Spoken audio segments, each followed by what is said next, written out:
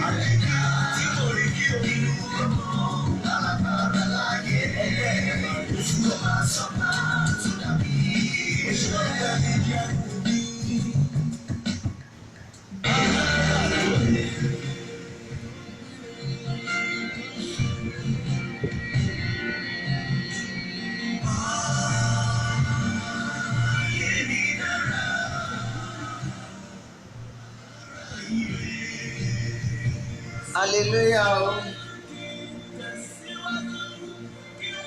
Hallelujah gbogbo ilé.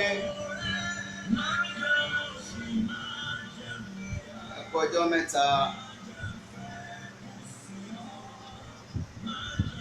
Olúwa Ọlọ́run ìjọ mímọ́ ò ní fi wá sílẹ̀. Ọba tó faratì bí òkè. Aláàánú tó ju aláàánú lọ. Ọba tó ń ṣeré fún ẹ̀dá. Kò ní fi èmi àti rẹ sílẹ̀ o. A kí gbogbo wa pátápátá pé a kú ọjọ́ mẹ́ta. A kí àwọn tó ti wà nílé, a kí gbogbo àwọn tó ti wà níbi iṣẹ́ àbí àwọn tó wà ní mọ́tò àti kí gbogbo tẹ́ tí ń wò àti gbogbo tẹ́ tí ń gbọ́ wa. Ọlọ́run aláàánú yóò wà pẹ̀lú gbogbo wa. Ọlọ́run bí lè wọ ṣọ̀fà kò ní fi ẹnikẹ́ni sílẹ̀ o. Ọlọ́run Mọ́sẹ̀ Orímọládé, Ọlọ́run Babalọ́lá yóò gbàdúrà fún gbogbo wa.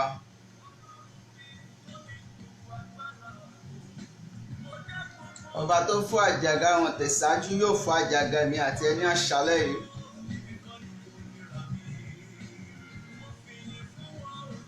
Olúwa tí ń bẹ tí ẹ̀mí ẹ̀ sí wa, àjàgà tó ti ń bá ẹ kù láti ọjọ́ pípẹ́, àjàgà má ní lọ síwájú, àjàgà má rí ṣe, àjàgà ojú kan, àjàgà kò ṣeé ṣe. Ọlọ́run á ṣe fún èmi àti ẹ.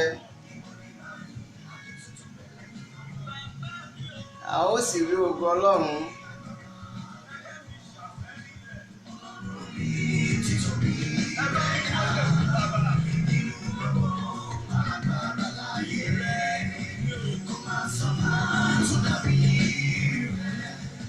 Onílé gbé àlejò,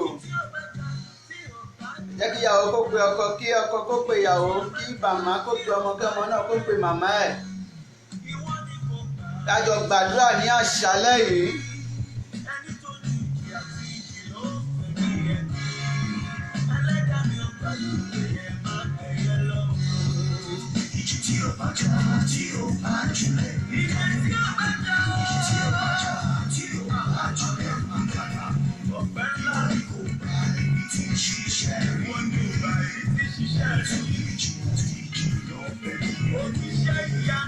Ìjì ayé ò ní gbé wa lọ, àjàgà ayé yìí ò ní gbé wa lọ, kò ní borí wa tọmọtọmọ, kò ní borí wa tata, kò ní borí wa tọkọtọkọ.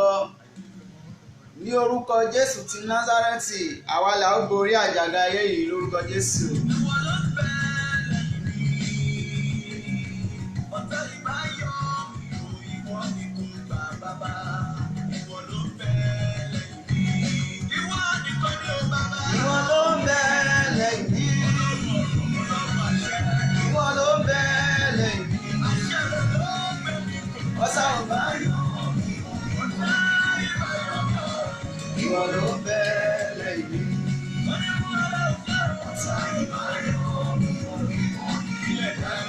Ọlọ́run ni ò jẹ́ ọ̀tá ọba ti yọ ẹ̀mí àti ẹ. Jẹ́ kí a gbàdúrà ká tẹ̀síwájú lórí ètò náà. Bàbá Ṣèhófà, Jésù Kristi Michael mímọ́, olóore ọ̀fẹ́ ńlá Ọlọ́run ọ̀ṣọ́fà. Ògo ni fún orúkọ yín lókè ọ̀run. Bàbá gbọ́ ọpẹ́ wa, ẹ̀mí mímọ́ gba yín wá. Ní àṣálẹ́ yìí a farahàn níwájú yín, ẹ jẹ́rìí agbára yín láàrin wa. Àjàgà ayé wa ẹ bá wa fọ́ pátápátá. Ní orúkọ Jésù ti Násárẹ́tì, àjàgà ọjọ́ pípẹ́ tó so wá mọ́lẹ̀, tí ò jẹ́ ká rí ògolo, tí ò jẹ́ ká rìn jìnnà báyìí jù báyìí lọ, Olúwa bá wa fọ́ pátápátá. Ẹnikẹ́ni tó ń gbọ́ wa àti gbogbo ojú tó ń wò wá lọ́wọ́lọ́wọ́, bí a bá rí àjàgà kí àjàgà èyí tá a fi so wọ́n mọ́lẹ̀, ọ̀run tú wọn lẹ̀ pátápátá. Àṣàtú kẹ́tẹ́kẹ́tẹ́ náà sílẹ̀, ìtura dé bá, ìgbé ayé ẹ̀ yàtọ̀. Ọkùnrin ní 38 years a tú sílẹ̀ nínú àjàgà tí ayé sọ sí obìnrin òní lórúkọ Jésù. Obìnrin ní tó ní ike lẹ́yìn ó túlẹ̀ nínú ìnira ẹ̀. Ní orúkọ Jésù ti Násárẹ́tì, ọ̀run tú wa lẹ̀ báyìí. Nínú àjàgà tí ayé sọ ẹnikẹ́ni sí, ní orúkọ Jésù, ọ̀run tú wa lẹ̀ báyìí. Ọlọ́run á farahàn ní àṣálẹ́ yìí, ọ̀run darapọ̀ mọ́ wa báyìí. Gba gbogbo ògo, Jésù Kristi Olúwa wa. Àmín, àmín, àmín lórúkọ Jésù. Ará, màá fẹ́ kí o gbé Bíbélì rẹ, torí kí a tó lọ sí ètò àdúrà, a gbọ́dọ̀ ka ọ̀rọ̀ Ọlọ́run díẹ̀. Ọlọ́run má gbà wá láyè jù bẹ́ẹ̀ lọ. Kí ni tá a lè ṣe tá a lè fi fọ́ àjàgà ayé wa? Ọ̀nà wo ni a ó gbé gbà? Àti pé ta ló lè fọ́ àjàgà? Jésù nìkan ló lè fọ́ àjàgà ẹ̀dá. Wòlíì kan ò lè fọ́, pásítọ̀ kan ò lè fọ́, àjínrere kan ò lè fọ́. Òbí rẹ ò lè fọ́ àjàgà rẹ, ọkọ rẹ ò lè fọ́, ìyàwó ẹ ò lè fọ́, ọmọ inú ẹ ò lè fọ́ àjàgà rẹ, màmá ẹ ò lè fọ́, bàbá ẹ ò lè fọ́. Jésù nìkan ló lè fọ́ àjàgà. Mo ní orin kan tí máa ń kọ, máa ní bàbá mi kò lè ṣe, ìyá mi kò lè ṣe, Olúwa ló lè ṣe, òbí mi kò lè ṣe. Ẹ bá mi kọ ẹyin tẹ wá sí tòyí. Bàbá mi kò lè ṣe, ìyá mi kò lè ṣe, Olúwa ló lè ṣe, òbí mi kò lè ṣe. Bàbá ẹ lè ṣe débi kan kó rẹ̀, ìyá ẹ lè ṣe débi kan kó rẹ̀, ìmọ̀ ọkọ ẹ lè ṣe débi kan kó rẹ̀, ìyàwó ẹ lè gbìyànjú ẹ débi kan kó rẹ̀. Jésù nìkan ló lè fọ́ àjàgà ayé ẹ̀. Mo pàṣẹ ní orúkọ Jésù ti Násárẹ́tì ní àṣálẹ́ yìí, àbí ní òwúrọ̀ àní gbogbo tó ti ń gbóhùn mi, àjàgà tó so ẹ́ mọ́lẹ̀, ọ̀run jádànù lórúkọ Jésù. Nígbà tí ohun gbogbo bá le kókó, tó tó dàbí kò síwájú kò sẹ́yìn tá ti ṣe ohun gbogbo tí kò ṣeé ṣe mọ́. Ọ̀nà wo la ó gbé gbà tá lè fi lè bọ́ kúrò nínú ìgbèkùn ọ̀tá? A ó kọ́ láti yin Ọlọ́run. Gẹ́gẹ́ Bíbélì ṣe sọ fún èmi àti ẹ, mo ti ní kẹ́ pé Bíbélì ní Psalm 149 Psalm 149 verse 5-6. Bíbélì sọ kọ́kọ́ fún èmi àti rẹ, ó ní kí àwọn ènìyàn mímọ́ ǹjẹ́ kí àwọn ènìyàn mímọ́ kí ó kún fún ayọ̀ nínú ògo, kí wọn kí ó sì máa kọrin kíkan lórí ẹní wọn. Yẹ́sì. Kí ìyìn Ọlọ́run kí ó wà ní ẹnu wọn àti ìdálójú méjì ní ọwọ́ wọn. Náà ó ní láti mọ̀ bó ṣe yin Ọlọ́run. Tó bá ṣe ohun gbogbo tí àjàgà ayé ọ̀fọ́, wàá kọ́ bó ṣe yin Ọlọ́run. Ní yíyin ẹ̀ wá sì rí pé àjàgà yẹn á máa fọ́, ogun yẹn á máa di tẹ̀ mọ́lẹ̀, gbogbo agbára yẹn Ọlọ́run á sì máa tẹ̀ wọ́n mọ́lẹ̀ pátápátá. Nígbà tí o bá ń kọ́ láti yin Ọlọ́run, wàá sì rí pé Ọlọ́run fúnra rẹ̀ á sọ̀kalẹ̀, kò ní rán àwọn áńgẹ́lì, òun fúnra rẹ̀ ló máa sọ̀kalẹ̀, á sì bẹ̀rẹ̀ sí í ja ogun yẹn fún ẹ. Yóò sì mú idà náà sí ọwọ́, idà tó ní ẹnu méjì, yóò sì máa ṣẹ́gun ní ọ̀tún, yóò sì máa ṣẹ́gun fún ẹ ní òsì, àti iwájú àti ẹ̀yìn, àjàgà tó sì so ẹ mọ́lẹ̀ yóò sì já lórúkọ Jésù. Ẹ jẹ́ ká wo ohun tí èyí tí ń ṣe ìwé Lúùkù sọ fún wa, ìwé Luke chapter 1, ẹ jẹ́ ká bẹ̀rẹ̀ láti 46 títí 52 ìyìn láti ẹnu ìṣẹ́gun, ìyìn tó mú ìṣẹ́gun wá. Yes. Màríà sì dáhùn. Màríà dáhùn. Ó wí pé ọkàn mi ní Olúwa lógo. Èmi yóò sì yọ̀ sí Ọlọ́run olùgbàlà mi. Yes ma. Nítorí ó ṣíjú wo ìwà ìrẹ̀lẹ̀ ọmọdé. Ó ṣíjú wo ìwà ọmọdé rẹ̀. Yes.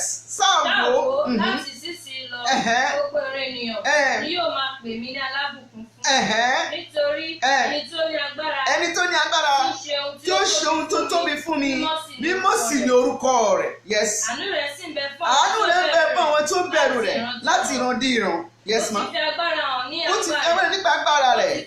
Ó ti tú àwọn onírè rẹ̀ ní ìrònú ọkàn wọn. Ó ti mú àwọn alágbára kúrò lórí ìtẹ́ wọn. Náà tó bá ń kọ́ bó ṣe yin Ọlọ́run, yes, ẹ parí ẹ̀ mà. Yes. Ó sì gbé àwọn tálákà lé. Tó bá ń kọ́ bó ṣe yin Ọlọ́run, alágbára tó dúró tiẹ̀, àjàgà tó so mọ́lẹ̀, ọ̀tá tó múra tiẹ̀, wá sì pé wọ́n máa kó wọn kúrò níwájú ẹ̀. Yóò sì gbé ìwọ tí wọ́n pè ní tálákà, yóò sì gbé ẹ sókè. Mo gbàdúrà ní orúkọ Jésù ti Násárẹ́tì, àjàgà tó so ẹ́ mọ́lẹ̀ ọ̀run já lórúkọ Jésù.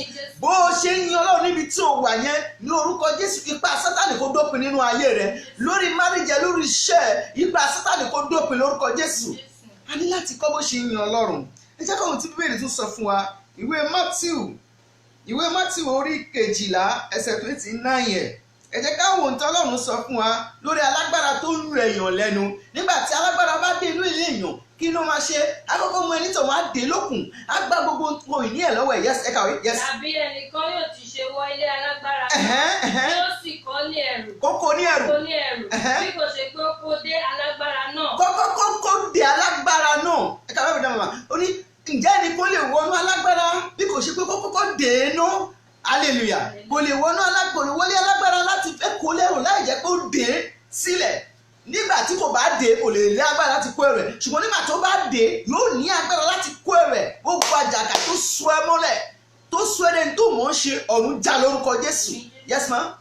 Bí kò ṣe pé kò dé alágbára náà, nígbà náà ni yóò sì kó ní ilé. Nígbà náà ni yóò wá kó ní ilé. Agbára tó so ẹ́ mọ́lẹ̀, àjàgà má rí jẹ má rí mu, àjàgà má rí ṣe, àjàgà ìrọ́pọ̀ fẹ́ àráyáfẹ́, àjàgà ìrọ́mọ bí, àjàgà ìní iṣẹ́ lọ́wọ́, àjàgà àdágbé àdábàdásọ̀ àdáhùn, ọ̀run já lórúkọ Jésù. Ẹ jẹ́ ká wo ohun tí ìwé Lúùkù sọ fún wa, Luke chapter 11 verse 12 bẹ̀rẹ̀ láti 21 ẹ̀ kó lè tètè ya. Yes. Luke chapter 11 21 22. Yes.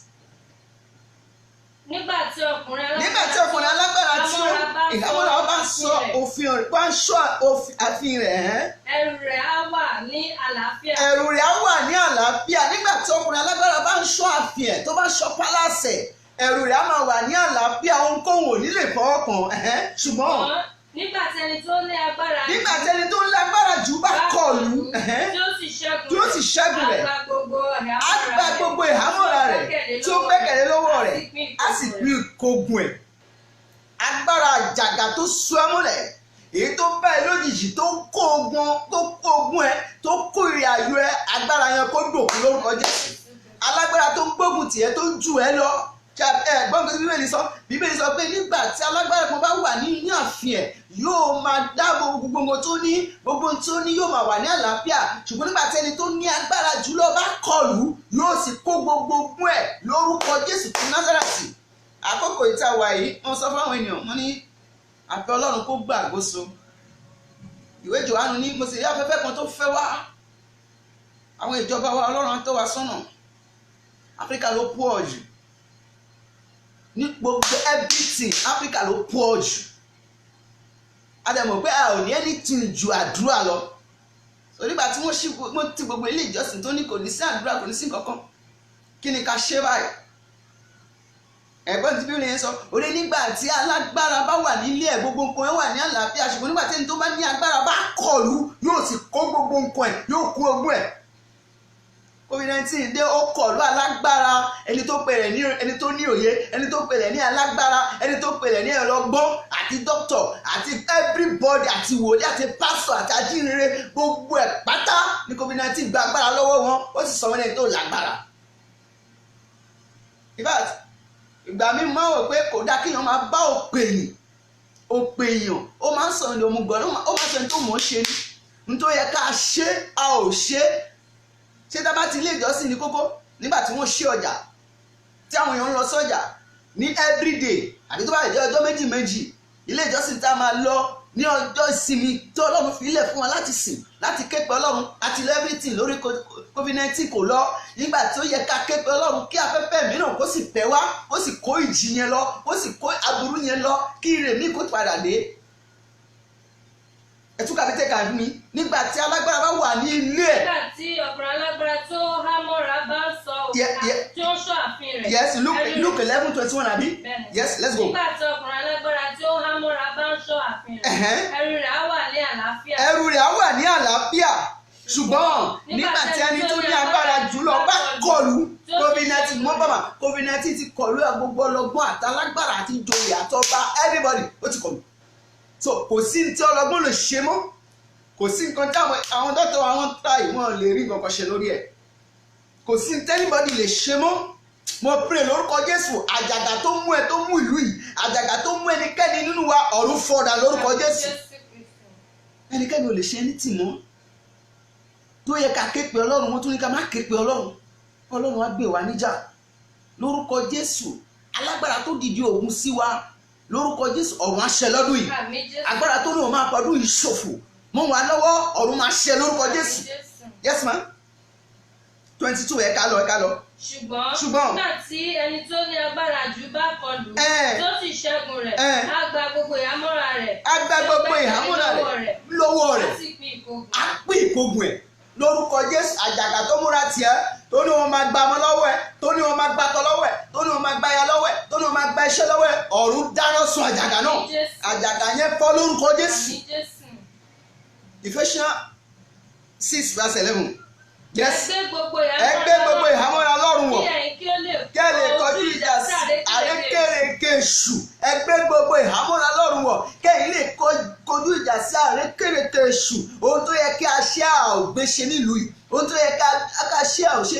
Ǹjẹ́ nígbà tí àwọn àgbààgbà nínú iṣẹ́ ìránṣẹ́, àwọn bí àwọn pásítọ̀ Emmanuel, àwọn bí bàbá Adébóyè, àwọn bí Yédèpò tí wọ́n bá dìde tó bá sọ wípé yá kó bẹ̀rẹ̀ sí gbàdúrà kí gbogbo ìjì kó kúrò pátápátá, ǹjẹ́ ìjì yóò ní kúrò bí? Ṣùgbọ́n nígbà tí wọ́n ní ká má ṣe anything, àdúrà tá ń gbà ní ilé yóò tó. Ọlọ́run yóò gbé wa níjà lórúkọ Jésù. Yes ma.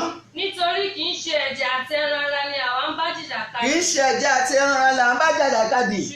Ṣùgbọ́n àwọn ìjòyè, àwọn ọlọ́lá, àwọn aláṣẹ, ìbí ọkùnrin ààyè yìí àti àwọn ẹ̀mí búburú. Àti àwọn ẹ̀mí búburú ní ojú ọ̀run. Yes, àwọn COVID-19 ẹ wò àwọn ẹ̀mí búburú, kò sẹ́ni tó mọ̀ bí tí ẹ̀mí ẹ ti wá, kò síbi tó mọ̀ bí tó ti wá, kò sí ọ̀nà tá a lè gbé gbà, kò sí ọ̀nà tá a lè gbé gbà nísìnyí. Ẹ̀mí burúkú ni, ẹ̀mí òṣì ni, àmọ́ bí tó ti wá àfojú rí, àrí ohunkóhun lórí ẹ̀. Ọlọ́run á ṣẹ́gun fún wa, ogun ọ̀run á ṣẹ́gun fún wa lórúkọ Jésù. Àjàgà burúkú èyí tó sọ ọmọlẹ̀ tí ò jẹ́ ká rọ́nà gbégbà lórúkọ Jésù, ọ̀run á dáná sun lórúkọ Jésù. ẹ̀mí mímọ́ máa dáná sun lórúkọ Jésù. Mo pray ní àṣálẹ́ yìí ní orúkọ Jésù ti Násárẹ́tì. Ẹgbọ́n tí ìwé Éfésù sọ fún wa. Yes.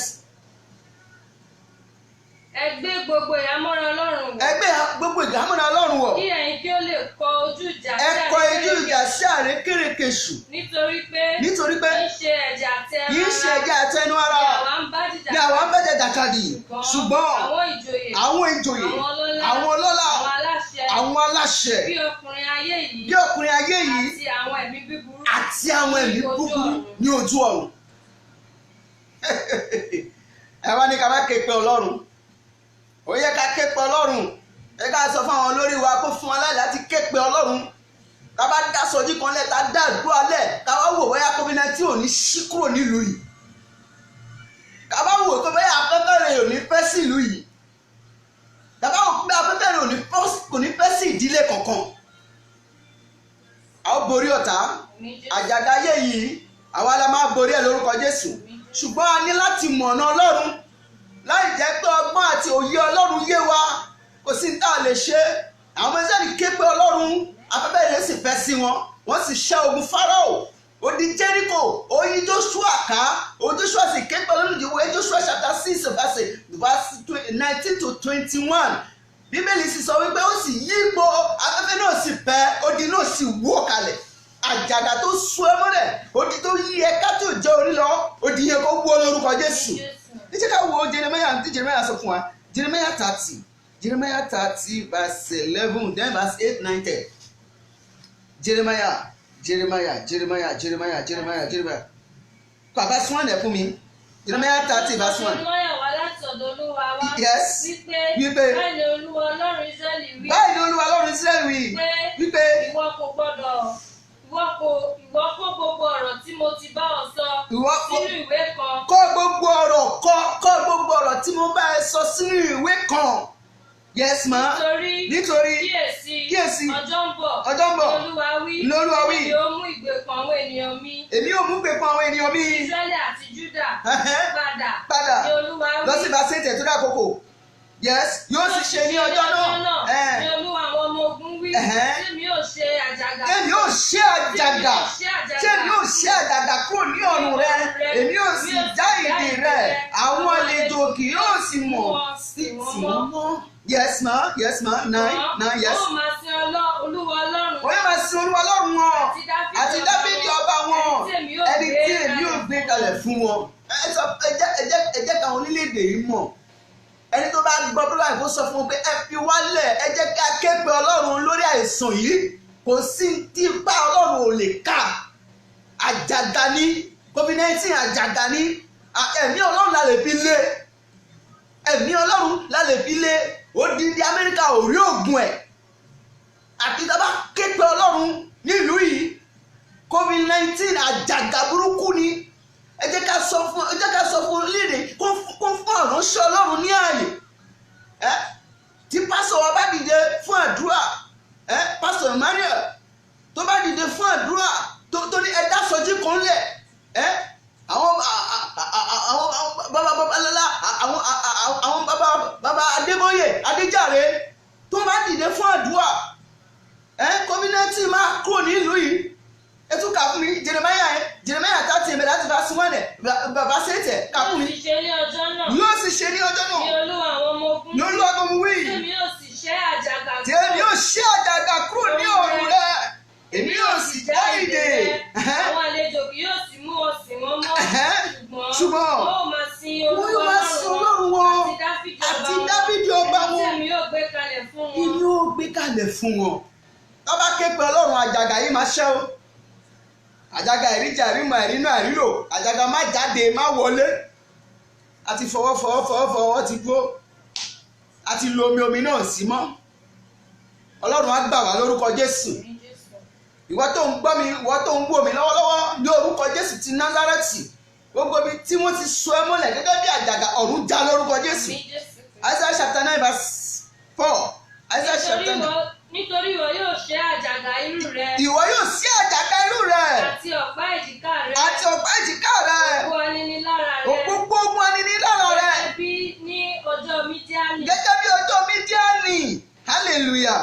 Nítorí nítorí ìwọ yóò ṣẹ́ àjàgà ẹrú rẹ àti ọ̀pá èjìká rẹ ògo aninilára rẹ gẹ́gẹ́ bí ọjọ́ Mídíánì. Àjàgà ayé ẹ ṣẹ́ lórúkọ Jésù. Àjàgà ayé ọmọ rẹ ṣẹ́ o. Àjàgà ayé ọkọ rẹ ṣẹ́. Àjàgà ayé ọmọ rẹ ṣẹ́. Àjàgà tó jẹ́ orí ṣẹ́. Àjàgà yẹn ṣẹ́. Àjàgà tó jẹ́ orí ọkọ pé tó jẹ́ orí afẹ́ tó jẹ́ ọmọ bí tó jẹ́ kó rí bá ti ṣe. Àjàgà yẹn ṣẹ́ lórúkọ Jésù. Lórúkọ Jésù ti Násárẹ́tì bó o ṣe ń gbóhùn mi àjàgà ayé rẹ mo ní ó ṣẹ́ lónìí. A tó gbàdúrà nísìnyí ṣùgbọ́n jẹ́ ká lọ sínú Bíbélì Jeremiah 27:2. Jeremiah 27:2. Báyìí ni Olúwa Ọlọ́run wí fún mi. Jẹ́ ìjàrà àti àjàgà ọ̀run fún ara rẹ̀. Ẹ tún bá mi kà dáadáa mà ẹ má bínú mà yes ma. Báyìí ni Olúwa Ọlọ́run wí fún mi. Jẹ́ ìjàrà àti àjàgà ọ̀run fún ara rẹ̀. Kí o sì fi wọ òrùn rẹ̀.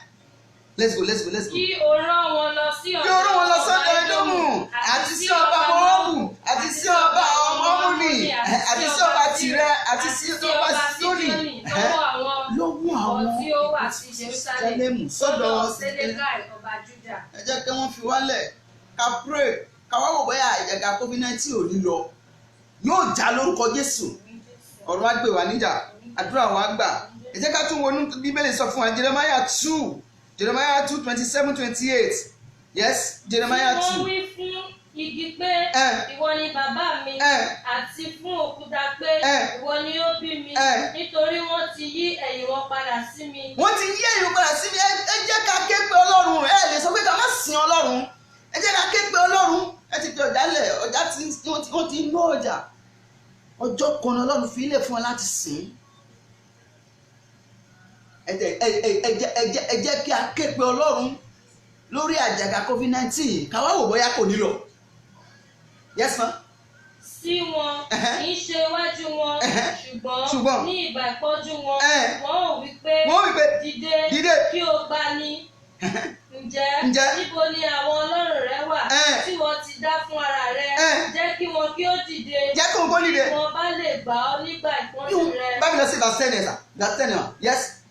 Ǹjẹ́ ẹ kọjá lọ sí erékùṣù. Àwọn ará Kírísítì kí ẹ sì wò.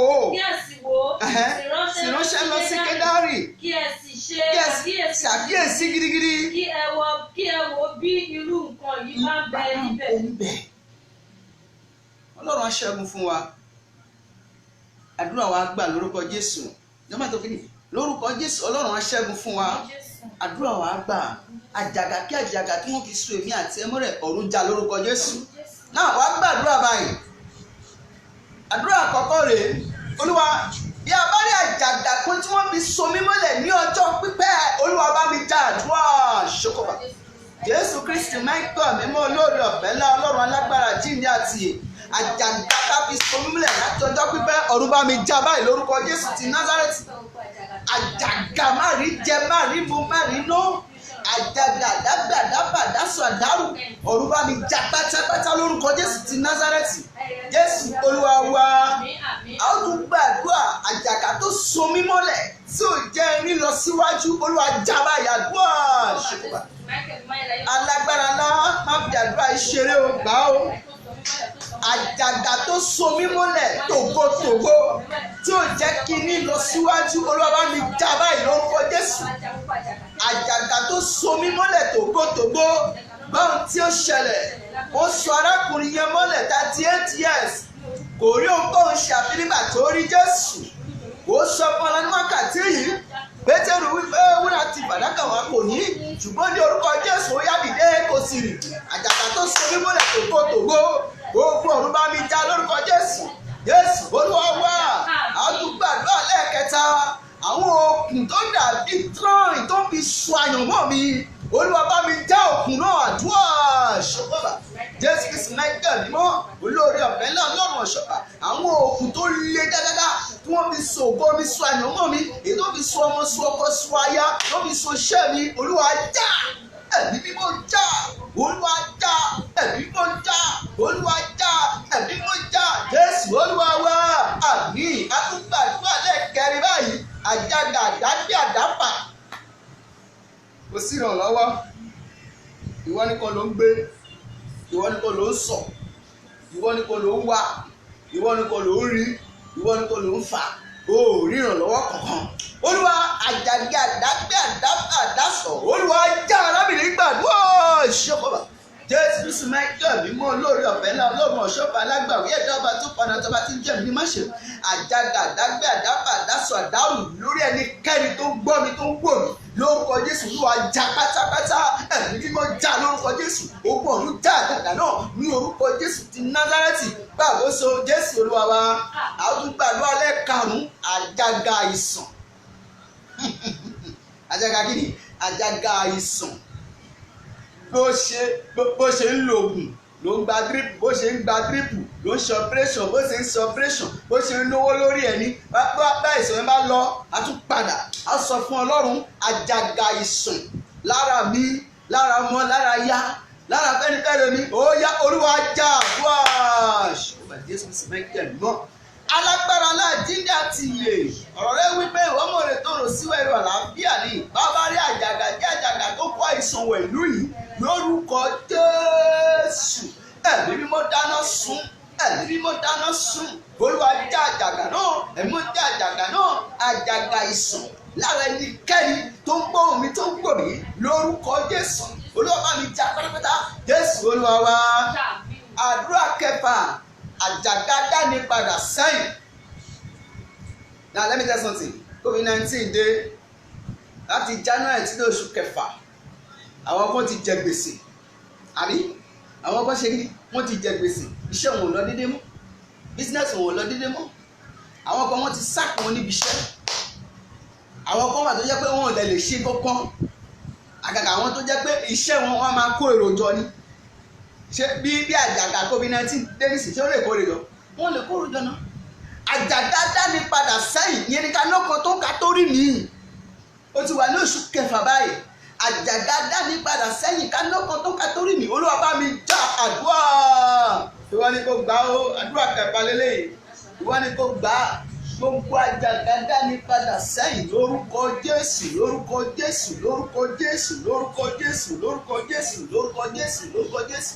Olúwa bá mi já pátápátá, ìmọ̀ bá mi já lórúkọ Jésù. Olúwa bá mi já pátápátá. Àjàgà dání padà sẹ́yìn, àjàgà àdágbé àdábà àjàgà kánọ́pọ̀ tó kátórí mi. Jésù Olúwa wa, àmín. Ọlọ́run àdúrà keje lélẹ́yìí. Ọlọ́run láti òní lọ mú mi borí ogun ayé mi. Àjàgà ayé mi mú mi borí ẹ̀ kó ṣílẹ̀kùn tí ọ̀tá rò pé kò lè ṣí. Ilẹ̀kùn ayọ̀, ilẹ̀kùn ire, ilẹ̀kùn ògo tí ọ̀tá rò pé kò lè ṣí. Ó yá bá mi ṣílẹ̀ àdúrà ṣòkòbà. Jésù Kristi máa gbà á mọ́ fún ẹ̀ ní ìṣẹ́jú láti gbà á.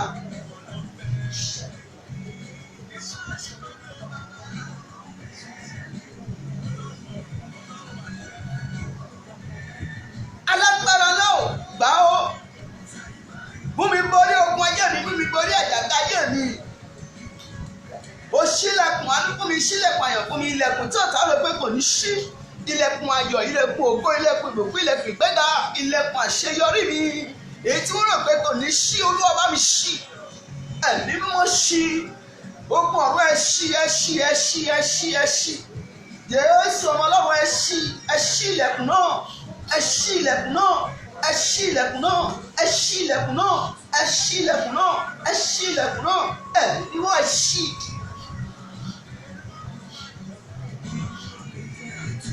Jésù Olúwa wa, àmín. Gbé omi rẹ àbí òróró rẹ kí n pray fún ẹ. Mú omi náà, gbé omi náà dání àbí òróró rẹ dání. Lọ́wọ́ omi ẹ, lọ́wọ́ omi ẹ, kó wá òróró ẹ.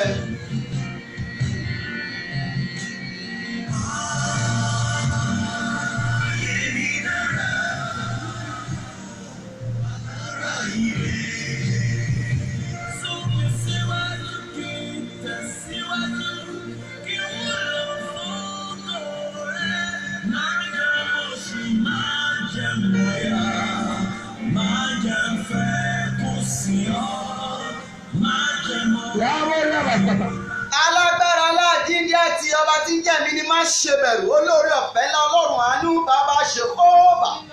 Jésù Kristi máa ń jà mímọ́ olóore ọ̀fẹ́ ńlá Ọlọ́run àánú bàbá ní káni ní wákàtí yìí tí àjàgà kò so mọ́lẹ̀ Olúwa já àjàgà náà àjàgà ìríjà ìrímọ̀ ẹ̀rínú ẹ̀rínú lórúkọ Jésù ọ̀run já omi ọwọ́ rẹ̀ di ẹ̀jẹ̀ Jésù ìgbà tó o bá mú tó bá dà sínú omi wẹ̀ àjàgà tí wọ́n fi so ẹ mọ́lẹ̀ láti inú ìyá ẹ àjàgà tó ti so ẹ mọ́lẹ̀ nígbà tó o márì àjàgà tó fi so ẹ mọ́lẹ̀ nígbà tó o bẹ̀rẹ̀ bísínẹ́sì náà àjàgà tí wọ́n fi so ẹ mọ́lẹ̀ nígbà tó o lọ sí pátì àjàgà tí wọ́n fi so ẹ mọ́lẹ̀ nígbà tó o bẹ̀rẹ̀ iṣẹ́ náà àjàgà yẹn kó já lórúkọ Jésù àjàgà dání padà sẹ́yìn àjàgà ìríjà ìrímọ̀ ẹ̀rínú àjàgà ìrìrànlọ́wọ́ àjàgà ìní ìlọsíwájú àjàgà ojú kan náà ọ̀run já lórúkọ Jésù òróró rẹ kó gbàgbára òróró rẹ kó gbàgbára omi ọwọ́ rẹ kó gbàgbára mo pray fún ní wákàtí yìí bàbá rẹ àjàgà tó so bàbá mọ́lẹ̀ tó so ìyá mọ́lẹ̀ tó tún lè wọ ọmọ olókàn ọ̀run já lórúkọ Jésù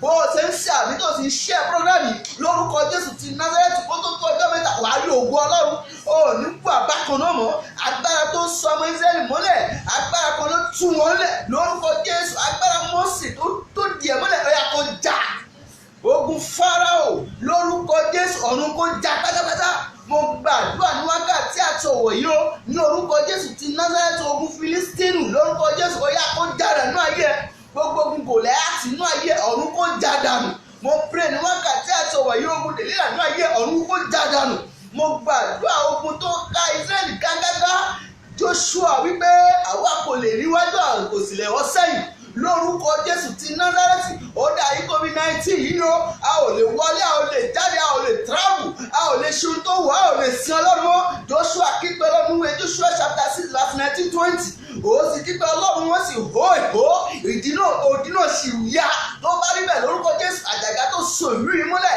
àjàgà yẹn kó ṣẹ́ báyìí gbogbo agbára COVID-19 Ọlọ́run kó ká kúrò afẹ́fẹ́ rere kó fẹ́ o lórúkọ Jésù ti Násárẹ́tì mo ní afẹ́fẹ́ rere kó fẹ́ o nígbà tí omi dé Olúwa sọ fún Nóà pé kó kọ ọkọ̀ ojú omi ó sì kọ ọkọ̀ ojú omi nígbà tí Nóà wọ inú ọkọ̀ Ọlọ́run ti lè gbàgbé Nóà ó sì bẹ̀rẹ̀ sí í ṣe iṣẹ́ mìíràn ṣùgbọ́n Nóà ké pe Olúwa sì rán afẹ́fẹ́ sí Nóà Olúwa ti sọ fún Nóà pé èmi ti mú omi yẹn gbẹ ó yá jáde tọmọtọmọ ìwọ agbára àjàgà COVID-19 lórúkọ Jésù ti Násárẹ́tì kí ló ju ọba yìí ó lórúkọ Jésù ìwòsàn kó wọ̀lú yìí Ọlọ́run alágbára apàṣẹ ní wákàtí gẹ́gẹ́ bí ìránṣẹ́ Ọlọ́run gbogbo agbára COVID-19 ètò sọ ọmọ mọ́lẹ̀ tí ò jẹ́ kó ń wá síbi iṣẹ́ tí ò jẹ́ kó ń ṣiṣẹ́ bó ṣe wù wọ́n tí ò jẹ́ kó lọ sí ọjà wọn tí ò jẹ́ kó ń sin Ọlọ́run lórúkọ Jésù Olúwa dáná sun agbára náà jẹ́ kí ìtura kó dé bá wa àṣẹ tí Bàbá tí Ọmọ tẹ̀mí mọ́ kó sọ̀kalẹ̀ kó bà lé yín kó súre fún yín gbogbo etí tó ń gbọ́ mi tó ń wò mí lórúkọ Jésù kó tó tó ọjọ́ mẹ́ta ẹ ó rí ògo Ọlọ́run Jésù Olúwa wa àmín àmín lórúkọ Jésù mú omi yẹn kó fún ọmọ inú ẹ fún ọkọ fún aya fún ọ̀rẹ́ rẹ.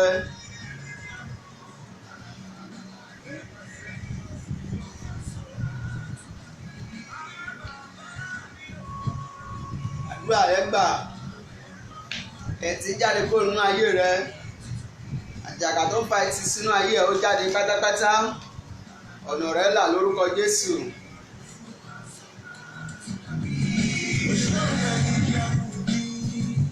Thank you. God bless you.